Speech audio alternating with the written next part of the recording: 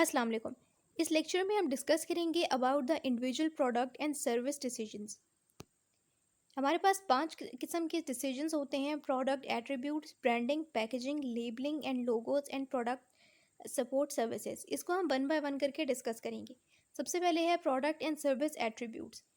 Company एक product या service बनाती है तो उसके बेनिफिट्स को कस्टमर्स तक कम्युनिकेट करने के लिए प्रोडक्ट एट्रीब्यूट्स जो हैं वो हेल्प आउट करते हैं। अब प्रोडक्ट एट्रीब्यूट्स के अंदर आता है quality, features, style and design. सबसे पहले डिस्कस करते हैं अबाउट द प्रोडक्ट क्वालिटी।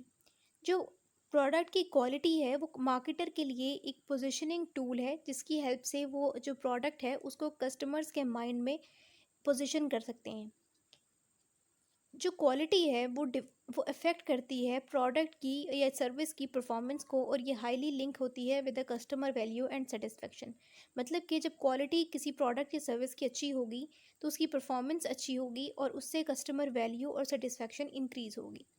अब प्रोडक्ट क्वालिटी की कुछ डेफिनेशंस हैं। सबसे नैरो सेंस में हम क्वालिटी को ऐसे डिफाइन करते हैं कि the quality can be define as no defects. मतलब कि जो प्रोडक्ट है उसके अंदर कोई डिफेक्ट्स ना हो।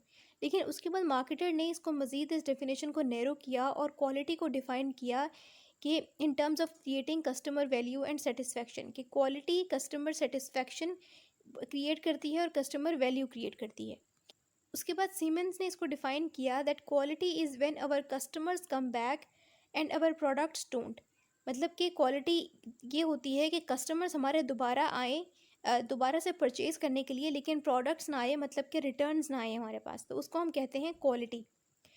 उसके बाद एक टर्म है टोटल क्वालिटी मैनेजमेंट, जिसको हम TQM कहते हैं। It is an approach. इसके अंदर जो कंपनी है उसके जितने भी एम्प्लॉयज़ हैं वो सब कॉन्स्टेंटली इन्वॉल्व होते हैं in improving the quality of the product, service and business processes.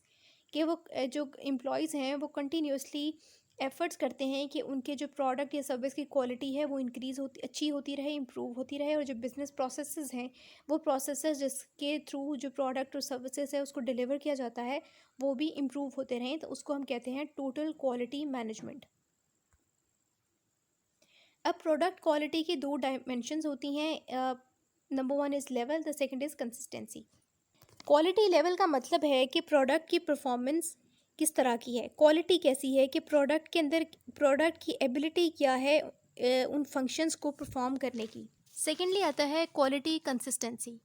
अच्छी क्वालिटी के साथ साथ कंसिस्टेंसी भी होनी चाहिए। मींस की कन्फर्मेंस क्वालिटी के जो क्वालिटी एक दफ़ा आप प्रोवाइड कर रही है कंपनी, वो जब वो क्वालिटी बार बार उसी तरह मेंटेन रहे, उसी तरह की क्वालिटी बार बार जो कस्टमर है उसको मिलती रहे, उसको कहते हैं कंसिस्टेंसी। नेक्स्ट है प्रोडक्ट फीचर्स। प्रोडक्ट के अंदर डिफरेंट किस्म के फ़ीचर्स होते हैं जो कंपनी ऑफ़र करती है। स्टार्टिंग में जो कंपनीज़ है वो थोड़े फ़ीचर्स देती है जिसको हम कहते हैं स्ट्रिप डाउन मॉडल, जिसमें सिर्फ एसेंशियल फ़ीचर्स होते हैं प्रोडक्ट के अंदर।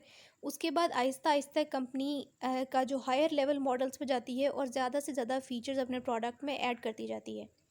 फ़ीचर्स जो हैं ये कम्पिटिटिव टूल हैं जिससे कंपनी जो है वो अपने प्रोडक्ट को कंपेटिटर्स के प्रोडक्ट से डिफरेंशिएट कर सकती है। अब जब कंपनीज नए नए फीचर्स ऐड करती है तो ये क्वेश्चन आता है कि कंपनी कैसे आइडेंटिफाई करती है कि उसने नए फीचर्स ऐड करने हैं, कौन सा फीचर ऐड करना है। तो इसका आंसर ये है कि जो कंपनीज हैं वो सर्वे करती हैं, अपने जो कस्टमर्स हैं उनसे पूछती हैं, उनसे फीडबैक लेती हैं या सर्वे करती हैं कि कौन सा फ़ीचर जो है वो ऐड होना चाहिए, कौन सा फ़ीचर जो प्रोडक्ट के अंदर उसको इम्प्रूवमेंट की ज़रूरत है, किस किस्म के प्रोडक्ट्स कस्टमर्स चाहते हैं, उसके अकॉर्डिंग कंपनीज़ अपने प्रोडक्ट के अंदर ज़्यादा से ज़्यादा फ़ीचर्स को ऐड करती जाती हैं। नेक्स्ट है product style and design. Customer value को ऐड करने के लिए या डिस्टिंक्टिव बनाने के लिए जो कंपनीज़ हैं वो डिफरेंट किस्म के प्रोडक्ट के स्टाइल्स और डिज़ाइंस बनाती रहती हैं। जो स्टाइल है वो सिंपली डिस्क्राइब करता है about the appearance of the product, लेकिन जो डिज़ाइन है it is a deep down thing.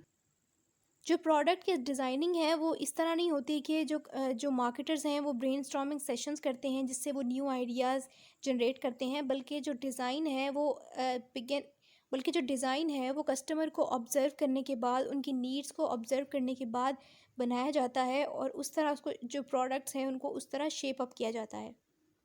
इसमें जो डिज़ाइनर्स हैं वो टेक्निकली कम सोचते हैं प्रोडक्ट की स्पेसिफिकेशन के बारे में, बल्कि जो कस्टमर के बारे में सोचते हैं कि कस्टमर इस प्रोडक्ट को कैसे यूज़ करेगा और उसको इस प्रोडक्ट के क्या बेनिफिट्स होंगे, उसके अकॉर्डिंग प्रोडक्ट को डिज़ाइन किया जाता है। नेक्स्ट है ब्रांडिंग। ब्रांड कोई भी नाम, कोई टर्म, सिंबल, साइन या फिर कोई डिज़ाइन या इन सब का कॉम्बिनेशन, उसको हम कहते हैं ब्रांड। और ये हेल्प आउट करता है कस्टमर्स के लिए वो आइडेंटिफाई कर सकें अपना पर्टिकुलर सेलर जिसकी प्रोडक्ट वो परचेज़ करना चाहते हैं।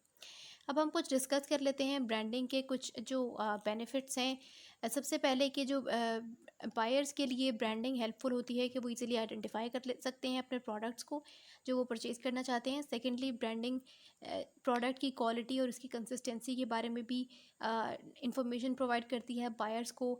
ब्रांडिंग जो सेलर्स हैं उनके लिए भी बहुत बेनिफिशियल है। जो सेलर्स का जो ब्रांड का नेम है उसका एक ट्रेडमार्क हो जाता है, जो एक ब्रांड नेम होता है उनका, और उसको एक लीगल प्रोटेक्शन मिल जाती है अपने उस ब्रांड नेम के लिए, और कोई और जो है उसको कॉपी नहीं कर सकता। और ब्रांडिंग जो है वो हेल्प आउट करती है in segmenting the markets as well. अब हम डिस्कस करेंगे अबाउट द पैकेजिंग। पहले जो पैकेजिंग है वो उसको सिर्फ यूज़ किया जाता था फॉर रैपिंग द प्रोडक्ट, लेकिन उसके बाद आहिस्ता आहिस्ता जो पैकेजिंग है उसके अंदर इनोवेशन आती रही, और जो प्रोडक्ट्स हैं उसको अट्रैक्टिव बनाने के लिए उनकी जो पैकेजिंग है उसके ऊपर उस पे ज़्यादा अटेंशन देना शुरू कर दिया मार्केटर्स ने, ताकि वो दिखने में अच्छी लगेंगी तो उसको लोग ज़्यादा परचेज़ करेंगे। अब पैकेजिंग से जो कस्टमर्स हैं वो ब्रांड को भी इजीली रिकग्नाइज़ कर सकते हैं। उसकी पैकेजिंग इस तरह की होती है, उस पे जो लोगोस वगैरह प्रिंट किए होते हैं वो भी इजीली मेंशन होते हैं, ताकि कस्टमर इजी प्रोडक्ट को रिकग्नाइज़ कर सके। अगर कोई इनोवेटिव किस्म की पैकेजिंग होती है तो वो कंपनी के लिए बहुत एडवांटेजेस होती है। वो हेल्प आउट करती है इन बूस्टिंग द सेल्स।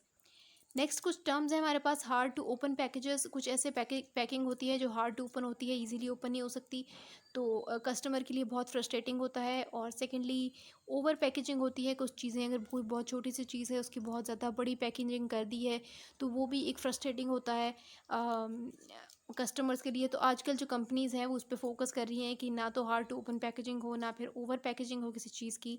और आजकल कंपनीज जो हैं वो ग्रीन की तरफ आ गई हैं, ग्रीन पैकेजिंग मटेरियल, जो कि एनवायरमेंटली रिस्पॉन्सिबल पैकेजिंग मटेरियल है, जो कि पोल्यूशन नहीं करता एनवायरनमेंट के अंदर, बल्कि इजीली डीकम्पोज हो जाता है। तो ऐसी पैकेजिंग की तरफ, ग्रीन पैकेजिंग की तरफ कंपनीज आ रही हैं। नेक्स्ट आता है लेबलिंग एंड लोगोज। अब labelling and logos simple tags हो सकते हैं प्रोडक्ट के साथ अटैच किए हुए, या फिर कम्प्लेक्स किस्म की ग्राफिक्स भी उस पर हो सकती हैं। डिफरेंट टाइप के लोगोज कंपनीज बनाती हैं, और इनका भी ये फंक्शन होता है कि ये डिस्टिंग्विश कर सकें प्रोडक्ट और ब्रांड को। उसके ऊपर जो ब्रांड का नेम वगैरह होता है वो मेंशन होता है। जो लेबल है वो और भी डिफरेंट चीज़ों को मेंशन करता है प्रोडक्ट के ऊपर, ये कि ये जो प्रोडक्ट है ये किस चीज़ से बना हुआ है, इसके अंदर कंटेंट क्या है, ये इसको यूज़ कैसे करना है, और इसको how to use it safely, कि इसको सेफली आप कैसे यूज़ कर सकते हैं। The label might help to promote the brand. इसको भी आप प्रमोशन के लिए भी यूज़ कर सकते हैं, और ये कस्टमर को इंगेज करता है। और ब्रांड और लेबल और ब्रांड लोगो जो हैं ये हेल्प आउट करते हैं in the brand positioning. Lastly हमारे पास आता है product support services. Customer service जो है वो बहुत इंपॉर्टेंट एक एलिमेंट है in the product strategy. Company product को सेल करने के बाद भी प्रोडक्ट सपोर्ट सर्विसेज प्रोवाइड करती है, जिससे एक अच्छा इमेज मार्केट में, जिससे एक अच्छा रिलेशनशिप क्रिएट होता है विद द कस्टमर। आजकल जो कंपनीज़ हैं वो फ़ोन पे, ईमेल्स पे, ऑनलाइन सोशल मीडिया पे, मोबाइल वगैरह पे, ये सब जो मीडियम है इनको यूज़ करते हुए जो कस्टमर सर्विसेज हैं वो प्रोवाइड करती हैं, और ये बहुत अच्छा एक इम्पैक्ट क्रिएट करता है इन द कस्टमर्स। और through the word of mouth, जब दूसरे लोगों को पता चलता है कि जो कस्टमर सर्विस अच्छी है, तो ज़्यादा से ज़्यादा लोग जो हैं उस कंपनी की तरफ, उस ब्रांड की तरफ अट्रैक्ट होते हैं और उनकी जो प्रोडक्ट्स हैं उनको परचेज़ करते हैं। तो ये टॉपिक यहाँ पर एंड होता है। इसके बारे में कोई क्वेश्चन हो तो आप कमेंट्स में पूछ सकते हैं। नेक्स्ट वीडियो तक के लिए अल्लाह हाफ़िज़।